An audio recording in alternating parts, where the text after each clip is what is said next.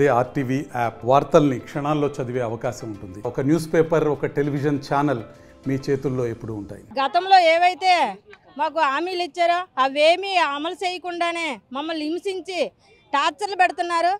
వాళ్ళకి అస్సలు ఇదేమైనా న్యాయంగా ఉందా? అప్పుడు అక్క చెల్లెమ్మలు అది ఇదని ఎంతగానో పొగిడి పైకెత్తేశారు. ఇప్పుడు ఏమీ కనిపించట్లేదా? మేము ఇప్పుడు అక్క చెల్లెమ్మలం కాదా? మేము ఆడవాళ్ళం కాదా? అతనికి ఏం కనిపించదా? ఇప్పుడు ఒట్టుకొని వెళ్ళి జైలు అంటే అక్కడ ఇక్కడ పడేయడానిక? మమ్మల్ని తీసుకొచ్చి రోడ్ల మీద పడేయడానిక పట్టుకున్నారు ఇతను? ఇదేమైనా న్యాయంగా ఉందా? ఈ ప్రభుత్వానికి ఇంత అన్యాయం ఎక్కడా లేదల్లా తెచ్చి మాకు మా ఆడవాళ్ళ మీద వేసి రుద్దడం ఇది ఎంతవరకు న్యాయం? కొంచెమైనా ఆలోచించి మా కష్టాలు తీరుస్తారని ఆస్తో ఆ విజయవాడ వరకు తిండి తిప్పలు లేకుండా అష్ట కష్టాలు పడి వెళ్తే ఈ ప్రభుత్వానికి ఎందుకు కనిపించదో?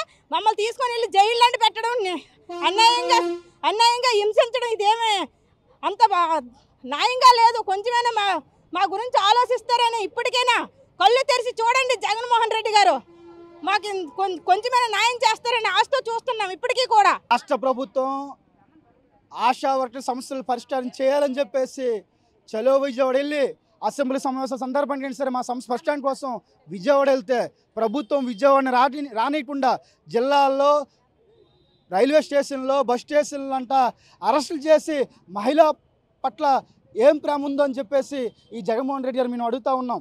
ఈరోజు ప్రతిపక్ష నాయకుడు ఉన్నప్పుడు మా అక్క చెల్లెమ్మలు అక్కలని చెప్పి సంబోధిస్తూ మీ సమస్యలను పరిష్కారం చేస్తారని చెప్పిన జగన్మోహన్ రెడ్డి గారు సమస్యలు చెప్పుకుందామని విజయవాడ వస్తే అట్ట మన అరెస్టు చేశారు. పోలీసులు ఉపయోగించి మడు పోలీసులు ఉపయోగించి చీరలు లాగేసి జుట్లు పట్టుకొని ఈరోజు భయభ్రాంతికి గురి చేశారు. ఇదేనా మహిళా సంక్షేమం? ఇదేనా అక్క చెల్లెమ్మ పట్ల ప్రేమ అని చెప్పేసి ప్రభుత్వాన్ని జగన్మోహన్ రెడ్డిని అడుగుతూ ఉన్నాం. మీకు దాని చిత్తశుద్ధి ఉంటే ఖచ్చితంగా గౌరవ వేతనం కాకుండా కనీస వేతనం అమలు చేయాలని చెప్పేసి యాప్లతో ఈరోజు సతమతం అవుతూ ఉన్నారు. రిటైర్డ్ ఓట్లతో సతమతం అవుతూ ఉన్నారు. సచివాలయం వ్యవస్థ ఒకవైపు, పిఎస్సీలు ఒకవైపు, ఎటువైపు వెళ్ళాలో అని చెప్పేసి ఆందోళనతో ఈరోజు ఆశా వర్కర్స్ గుండెపోట్లతో చనిపోతూ ఉన్నారు. ప్రభుత్వం ఇప్పటికైనా సరే పని భారాన్ని తగ్గించాలని, న్యాయమైన సంవత్సరాన్ని పరిష్కారం చేయాలని చెప్పేసి మేము డిమాండ్ చేస్తున్నాం. లేకపోతే 2024 జరగబోయే ఎన్నికల్లో ఖచ్చితంగా ఆశా కార్యకర్తలు అందరూ పెద్ద ఎత్తున జగన్మోహన్ రెడ్డి వ్యతిరేకంగా ఆందోళన చేస్తారు, బుద్ధి చెప్తారని చెప్పేసి ఈ సందర్భంగా డిమాండ్ చేస్తారు. మరిన్ని వీడియోస్ కోసం ఛానల్ ని సబ్స్క్రైబ్ చేయండి. లేటెస్ట్ అప్డేట్స్ కోసం వాట్సాప్ ఛానల్ ని ఫాలో చేయండి. అండ్ లింక్ డిస్క్రిప్షన్ లో ఉంది.